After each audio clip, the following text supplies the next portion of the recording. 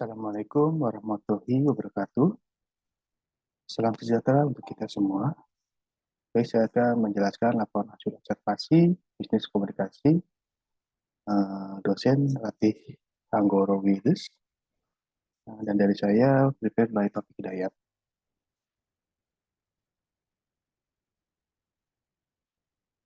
Berikut daftar isinya.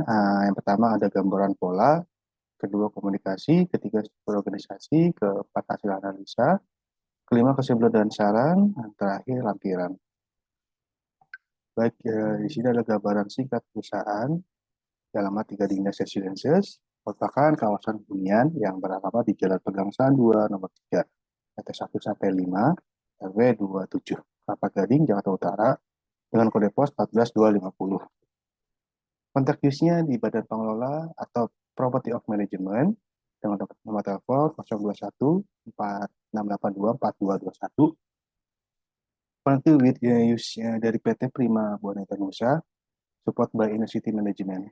Berikut ada Instagramnya @gadingness_residences_official. Nah, berikut ada struktur organisasi pengurus P3SS Gadingness Residences atau yang disingkat GNR.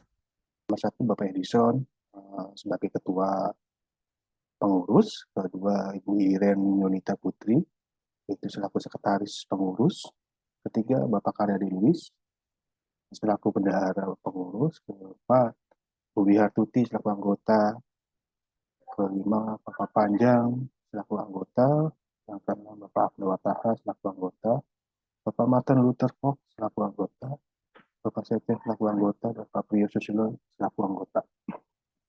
Dan untuk struktur pengurus P3SS Gadingness Residences, pertama ada Bapak Chandra Gunawan sebagai ketua pengawas, kedua Ibu Selvi sebagai sekretaris, tiga Bapak Pedan sebagai anggota, Bulana Gunawan sebagai anggota, kelima Pak Haris Sulistyo sebagai anggota, keenam Ibu Jelenita Andriani sebagai anggota, dan Bapak Otlif Was sebagai anggota, Bapak Pani Valenina sebagai anggota, dan terakhir Ibu Irene Tekoria sebagai anggota. Dan berikut ada gambaran pola komunikasi. Ini yang dasar karena di sini ada pola komunikasi yang lainnya yang berhubungan sama instansi, ada yang berhubungan dengan sini kita berhubungan dengan penghuni atau tenan. Mulai pertama adalah tenan melaporkan kepada badan pengelola atas adanya kerusakan atau kebocoran di unitnya. Dan tahap 2 dari customer service ini mendata arbitrasi dan membuatkan work order atau WO ke engineering. Nah, dari engineering melakukan visit ke unit untuk melakukan pengecekan di unit tersebut. Apakah ada kebocoran di titik yang mana, lalu dilakukan pengecekan, dan lalu engineering atau teknisi melakukan perbaikan di unitnya atas kebocoran unit tersebut. Misalnya ada contohnya seperti keran bocor, karena kan melakukan rembes nih, di bawahnya itu akan diperbaiki. Dan setelah melakukan perbaikan, lalu dari engineering mengkonfirmasi kepada penghuni, pada customer service untuk mengkonfirmasi kepada penghuni setelah dilakukan perbaikan. Itu ada gambaran pola komunikasi. Nah, hasil analisa dari P3SS ini adalah perhimpunan pemilik dan penghuni satuan rumah susun yang disebut P3SRS menunjuk badan pengelola yang bertugas sebagai berikut. Pengelolaan adalah pelaksanaan seluruh kegiatan operasional berupa pemeliharaan dan perbaikan termasuk kegiatan administrasi yang terkait dengan seluruh bagian bersama, benda bersama, dan tanah bersama di Gadingness. Jadi contohnya itu area pasus-pasum, area seperti jogging track, seperti lapangan futsal, seperti fasilitas lainnya yang digunakan bersama oleh penghuni. Lalu pengelola adalah suatu badan hukum penyedia jasa yang berpengalaman dan kompetensi di bidang jasa pengelolaan yang terdaftar dan mendapat izin usaha dari Gubernur Provinsi DKI Jakarta yang akan melaksanakan pengelolaan dan pemeliharaan rumah susun Gadingness Residences.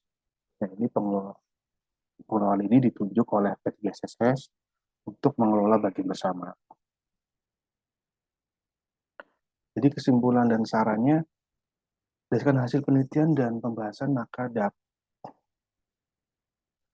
ditarik kesimpulan sebagai berikut. Yang pertama, menyusun anggaran dasar dan anggaran rumah tangga dan disahkan di dalam rapat umum. kedua, membina para pemilik dan atau penghuni itu kesadaran hidup bersama secara serasi, selaras, dan seimbang dalam rumah susun dan lingkungannya. Tiga, mengurus kepentingan para pemilik dan penghuni dalam pengelolaan benda bersama, bagian bersama, tanah bersama, dan penghunian. Keempat, membentuk atau menunjuk pengelola dan mengawasi pengelola dalam rangka pengelola rumah susun yang meliputi kegiatan operasional, pemeliharaan, dan perawatan bagian bersama, benda bersama, dan tanah bersama. Kelima, menyelenggarakan pembukuan dan administrasi keuangan secara transparan sebagai kekayaan perhimpunan. Jadi di sini ada punya pembukaan administrasi itu untuk laporan keuangannya kita bisa pasang di mading-mading yang ada di masing-masing lobi di apartemen.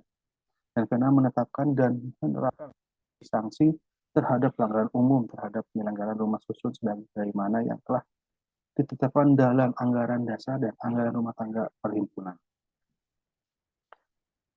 Ketujuh, melakukan usaha yang menjamin dan meningkatkan kesejahteraan anggota perhimpunan khususnya yang berhubungan dengan rumah susun dan lingkungannya. Di kesimpulan dan saran, adapun saran yang dapat disampaikan setelah menyelesaikan penelitian tentang pedoman pembedahan dan perawatan bangunan gedung adalah sebagai berikut. Yang pertama, setiap pengelola gedung hendaknya memiliki program kerja kegiatan pemeliharaan dan perawatan rutin untuk memudahkan pengelolaan dalam pelaksanaan kegiatan atau pengawasan kegiatan pemeliharaan dan perawatan. Kedua, disarankan bagi setiap pengelola gedung agar dapat menyiapkan anggaran lebih terkhusus untuk kegiatan pemeliharaan dan perawatan, yaitu kebersihan, bangunan gedung, dan lain-lain. Ketiga, setiap pengelola gedung hendaknya memiliki perencanaan atau manajemen yang terstruktur, baik dari segi biaya maupun sumber daya manusianya untuk pemeliharaan dan perawatan bangunan gedung, sehingga kegiatan pemeliharaan dan perawatan dapat dilaksanakan dengan baik pula.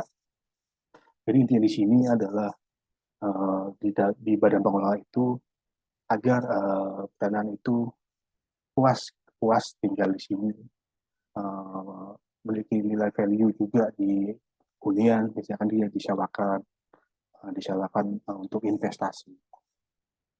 Yang berikut adalah lampiran kegiatan-kegiatan. Di sini adalah kegiatan rapat dengan RT RW, terus adanya rapat dengan panitia musyawarah saat pembentukan pengurus dan pengawas PTKS baru, bisa ada rapat koordinasi dengan instansi. Dan ini adalah ada juga rapat sosialisasi perihal pembentukan panmus.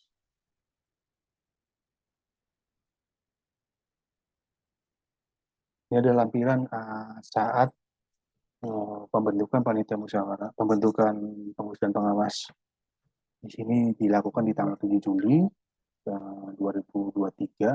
Di sini ada rapat anggota umum kedua, karena kemarin dilakukan di rapat umum karena tidak quorum, yaitu dengan quorum 50+1% untuk hunian. Karena di Gading Section ini huniannya kan 6.340 unit. Sini juga ada saat jalannya rapat dan saat voting karena ada 2 kandidat untuk calon pengurus dan pengawas. Dan ini adalah sudah terbentuknya pengurus dan pengawas, dan untuk pengurus pengawas baru ini menandatangani fakta integritas yang untuk melengkapi akta notaris. Baik, cukup sekian dari saya. Mohon maaf apabila ada kata yang kurang berkenan. Sekian, terima kasih. Wassalamualaikum warahmatullahi wabarakatuh.